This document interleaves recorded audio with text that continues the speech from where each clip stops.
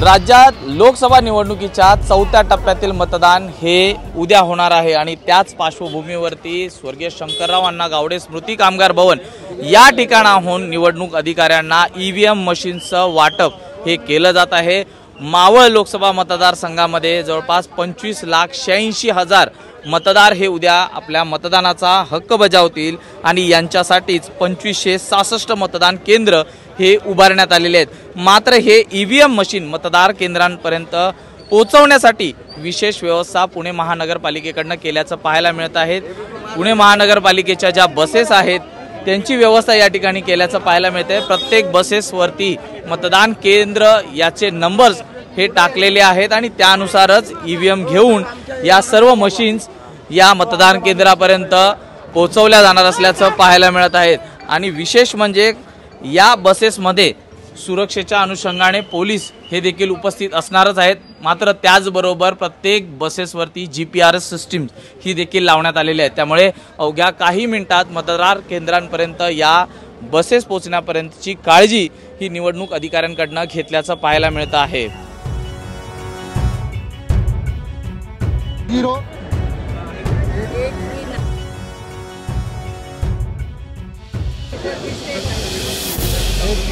तर आपण पाहतोय की या ठिकाणी आता ईव्हीएमचं वाटप हे या ठिकाणी पाहायला मिळत आहे। मोठ्या प्रमाणात या ठिकाणी जे प्रशासकीय अधिकारी आहेत ते या ठिकाणी पोहोचलेले आहेत आणि ईव्हीएमचं वाटप हे आता सुरू आहे। अत्यंत सुरक्षितरित्या या ठिकाणाहून ईव्हीएम हे मतदान केंद्रांपर्यंत पोहोचवलं जाणार असल्याची माहिती ही देण्यात आलेली आहे।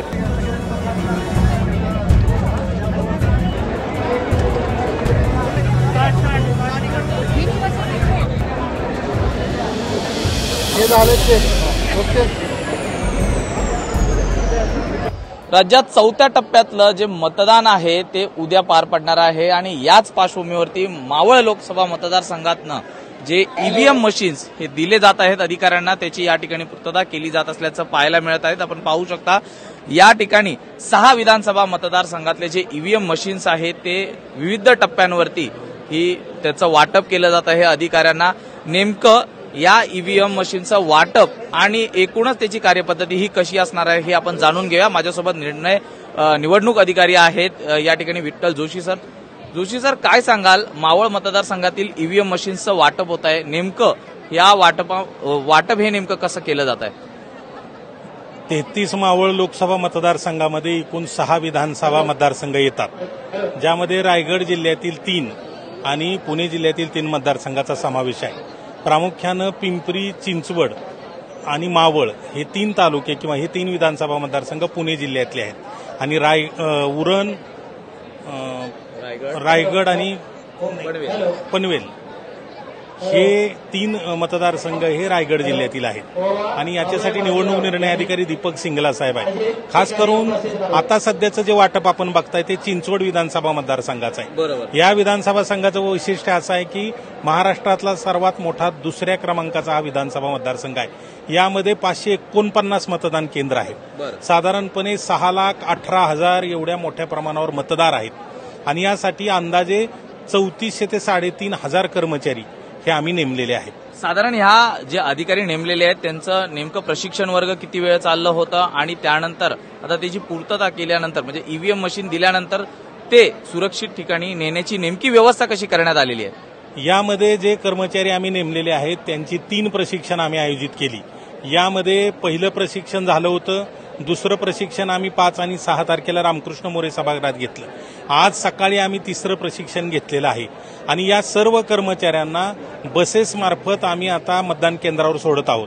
आपण पीएमपीएमएलच्या 120 बस आणि इतर 16 जीपची व्यवस्था केलेली आहे। यामध्ये ईव्हीएम असणार आहे, त्याच्यामुळे या सर्व बसेसला आपण जीपीएस ट्रॅकर लावलेला आहे आणि या जीपीएस ट्रॅकरच्याच बसेस आता मतदान केंद्रावर जाणार आहेत। साधारणपणे 50 मिनिट ते 1 तासामध्ये हे सर्व कर्मचारी मतदान केंद्रावर पोहोचतील। हे करत असताना सध्याचा पावसाचा विचार करून आपण जे ईव्हीएम आहेत त्याच्यासाठी प्लॅस्टिकची बॅग दिलेली आहे आणि यावेळी उमेदवारांची संख्या जास्त असल्यामुळे आपल्याला 3 बॅलेट युनिट लागणार आहेत।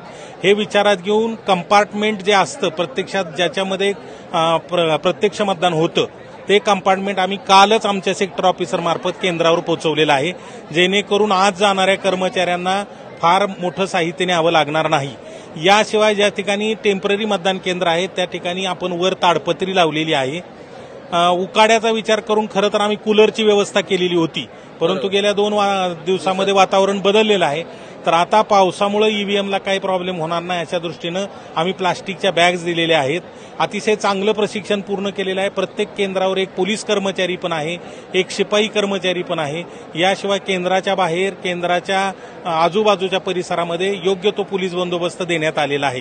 कालच सीपी पोलीस आयुक्त पिंपरी चिंचवड आणि जिल्हाधिकारी डॉक्टर सुहास दिवसे साहेबांनी 144 कलम हे 100 मीटरमध्ये लागू केलेलं आहे.